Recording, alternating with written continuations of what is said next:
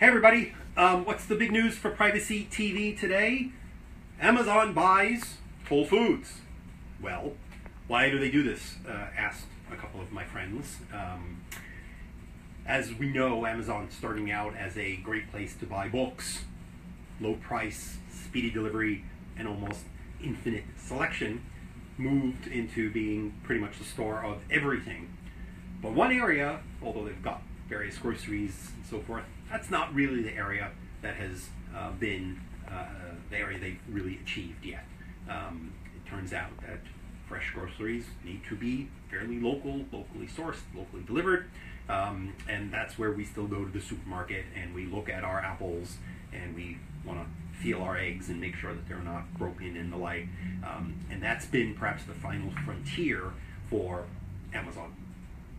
Amazon opened up a store in Seattle. It's not yet open to outsiders. I'm hoping at some point they'll bring in various influencer types, and I'll see if I can have a look, because as I walk around my local supermarkets, as someone who studies and pays attention to things like targeted ads and online ads, I'm wondering why no one is making my life easier. As someone who's not an expert shopper, I don't do the majority of shopping, in my family, but I'm there with a shopping list, certainly often, and certainly was there just last night shopping for an event that we're hosting, and it's never a great experience.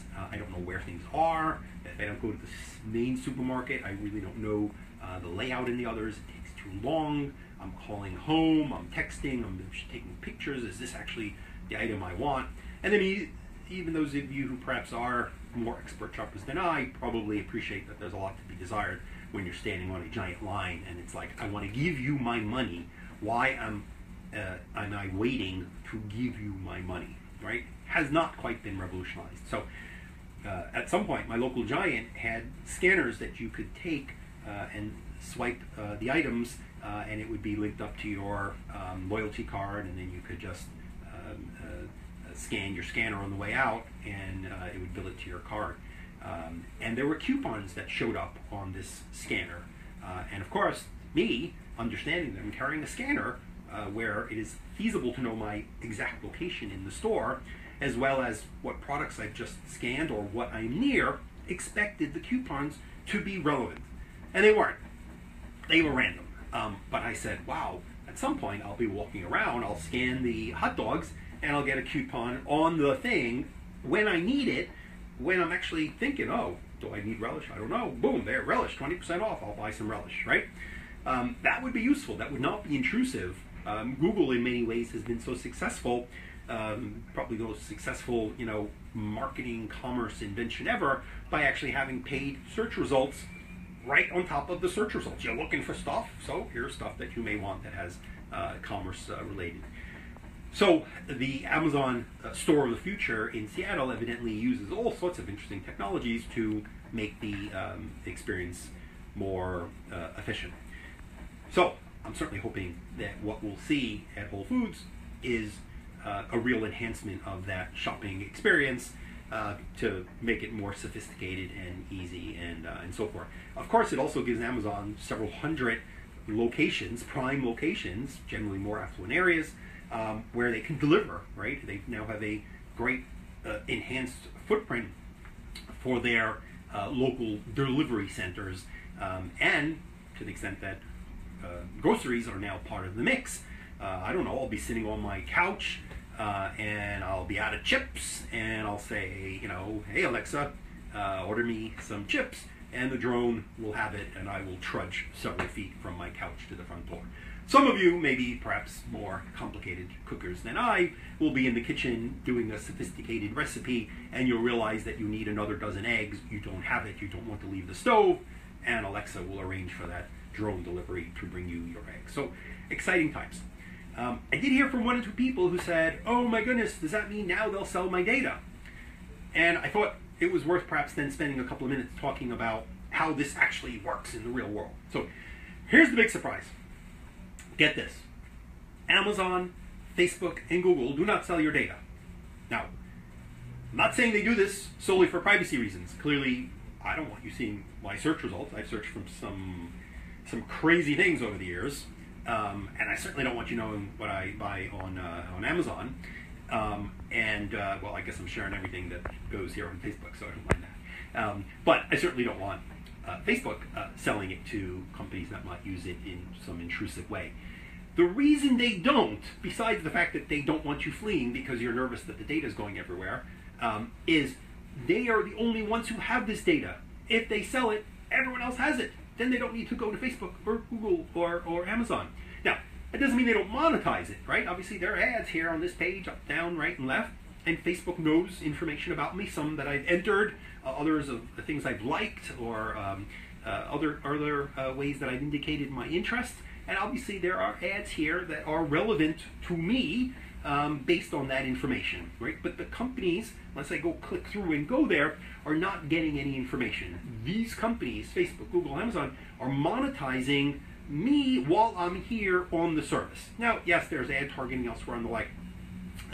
But the general rule, I think, that is quite fair to say, and if you read their privacy policies, you'll see they make commitments to not sell or share your information. Now, many websites you visit, frankly, are in the business of sharing what you do. That's their business model. If you like it, okay. If you don't like it, look at the little triangle eye on the ad. Click there. It'll let you opt out of at least the use of that information to target you with ads across all the other websites you visit. That's the reason why sometimes you'll see ads that are relevant to what you've done as you're out there on the web. But it's very different than visiting a site, particularly some of the big players like Amazon, Facebook, and Google, who have information about you and use it in that environment. Now, when you shop, however, if you are using a loyalty card, that is actually not simply a loyalty card. How nice for you to be loyal, we will give you a discount. It's how nice for us to understand what you're buying. Yes, because it helps us learn. Once you've given your name, we know things about you. Your race, your religion, your age. Is it male? Is it female? And the store is able to learn who's shopping when, where, and why, and try to make smart decisions about what to order and what coupons to send you. But that data is often sold to a whole range of third parties. There are even companies that have brought that online to target you and market to you back online. So I don't believe that the Amazon purchase of Whole Foods means anyone is selling your data, frankly, because the online business model for the big players has been to be the only very wise actors because of the depth of information that they've got about you, and hopefully therefore the privacy framing of you can trust them and bad things aren't going to happen because you're providing your data there. The broader supermarket, and I don't know Whole Foods loyalty policy. I'm not a regular Whole Foods shopper, just because the closest supermarket to me is not the Whole Foods, and others in my family certainly do very much appreciate it, and I always enjoy the place when I go there, but I can't recall whether we even have a loyalty card there. We must. But in general, the loyalty cards are a way that your information is shared. So maybe when you're using the pharmacy, where they don't really give you usually that much of a discount, maybe you don't want to scan it, maybe you do. Make decisions with privacy in mind when you decide where and how and when to swipe that loyalty card. Okay, just two other things while I have your attention. If by chance you are in Europe, or you want to travel to Europe, but if you're in Europe, we've got a great event in Paris this Thursday. Our friends at Criteo, one of the leading ad tech companies globally, but they're based and they grew up in Paris. Beautiful building, view of Paris, view of the Eiffel Tower. We have a lovely reception on the roof afterwards. We'll be talking about issues like ad tech under the new European General Data Protection Regulation, the e-privacy regulation. What does it mean for ad tech? Does it break it? Is it going to be impossible in Europe? Is it really going to limit it? Are you going to get really ugly pop-ups asking you to make many decisions before visiting a website because of the ad technology? Well, we'll discuss it. In the afternoon, we'll be talking about some of the issues around artificial intelligence. AI depends on massive amounts of data, right? In a very limited way, you can think about AI as, we don't know why stuff's happening, but we've got so much data that we're able to use past history to come up with very strong predictions, very strong correlations that this is really highly likely to happen. And then go figure out why. And also figure out whether you want to act on it. If it's a marketing decision, you might want to if it's a serious medical thing showing you got high risk, you may want to, even though we don't understand why. Other areas, we don't want to make decisions that are discriminatory and have real legal effect on people just because the data seems likely to predict that you and people like you are likely to commit crimes, right? Let's not act on that because that's going to end up being very discriminatory. Let's go figure out, what is driving that information and have that human review and transparency before we make that. But how will we do this in Europe with some of the very comprehensive data protection regulations that really do force you to specify the purpose and provide transparency when there is large-scale data processing going on? So we'll be discussing that at our event with the Future Privacy Forum in Pridio in Paris. And then, if you're ready to come with us to Israel, free. Both events are free, by the way. We've got almost 300 people signed up. Omer Tanei and I are leading a new effort called the U.S.-Israel Tech Policy Institute. And here was our theory. Many of you know that there's amazing cooperation between U.S. tech companies and Israeli tech companies, acquiring, building their own labs, putting developers there, taking advantage of Israel's status as startup nation, as a place where you've got a real motivated, smart tech force where people think out of the box and come up with great ideas. And so there's long been, deep integration between the Valley and U.S. tech companies in Israel. And we know, of course, that the U.S. and Israel are both leaders, in particular in cybersecurity, cyber surveillance, and our NSA and their authorities work closely together. Our cyber tech companies work closely with their cyber tech companies, acquire them. Some of them have become some of the largest global companies, Checkpoint, IronSource, others. But there are, of course, policy issues that go along with all of this tech and with all of the cybersecurity.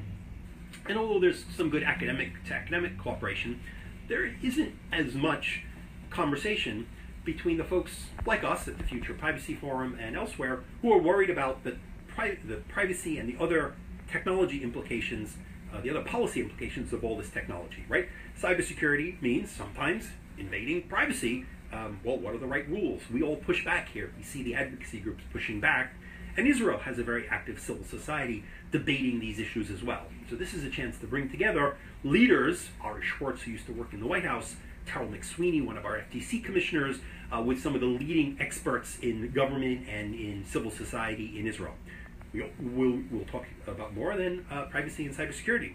We'll also talk about online hate, obviously a huge issue here in the US, globally, and a key issue in Israel as well, where online hate, anti-Semitism, boycott, divestment, and sanctions, anti-Arab, pro-Palestinian, anti-Gaza, right? It's a complicated mix, and everyone has deep passions about the language that they don't think is appropriate, the concerns about terrorists, recruiting, using the platforms, obviously critical for us here, critical in Europe, and an area where Israel also is trying to figure out the right path.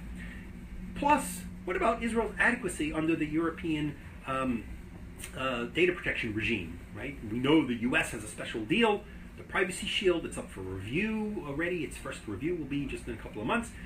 Israel, because it has a data protection law, qualified as adequate, but now there's the GDPR, and there have been changes, improvements to Israeli law. So we'll have some of the leaders from the European Commission, Vera Jourova, Bruno Giancarelli, and others coming over, and ELIDA, the Israeli Data Protection Authority, is working with us and co-hosting an event. So we'll be talking cybersecurity and privacy. We'll be talking online hate.